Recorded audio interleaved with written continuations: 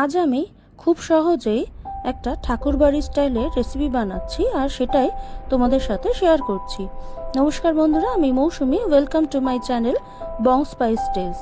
আশা করি তোমরা সবাই ভালো আছো আর সুস্থ আছো। তাহলে রান্নাটা এবার শুরু করা যাক। প্রথমে মাছের টুকরোগুলোর মধ্যে কিছুটা স্বাদ মতো নুন আর ভিনিগার মাখিয়ে রেখে দিতে হবে কমপক্ষে আধ ঘন্টা।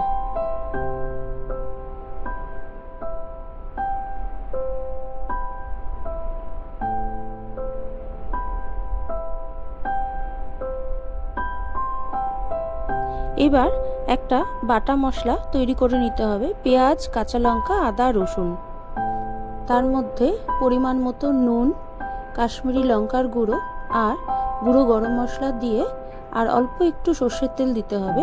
দিয়ে ভালো করে পেস্টটা মিশিয়ে নিতে হবে।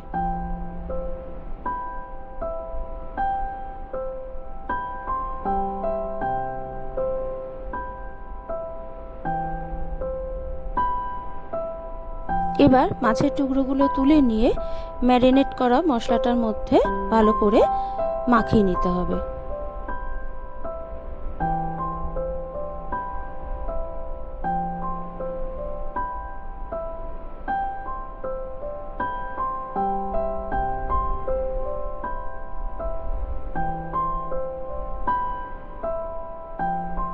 এবার মাছগুলোকে আধ ঘন্টার জন্য ম্যারিনেট করে রেখে দিতে হবে।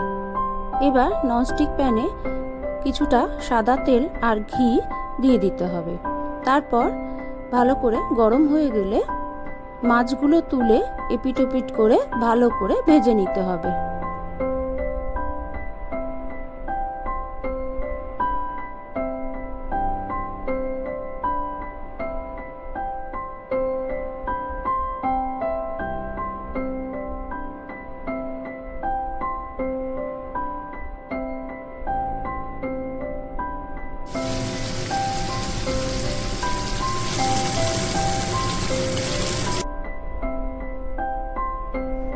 মাছগুলো ভালো করে ভাজা হয়ে গেলে অন্য একটা প্যানে কিছুটা ঘি দিয়ে তারপর ওই মশলাটা ঢেলে দিতে হবে। তারপর ভালো করে নাড়াচাড়া করে কষিয়ে নিতে হবে। প্রয়োজন হলে পরিমাণে জল দিতে হবে।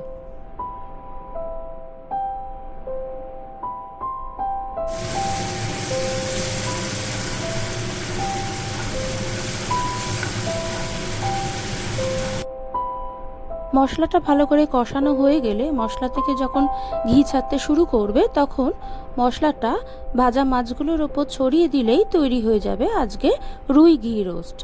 এই রান্নাটা গরম ভাতের সাথে খুব ভালো লাগবে।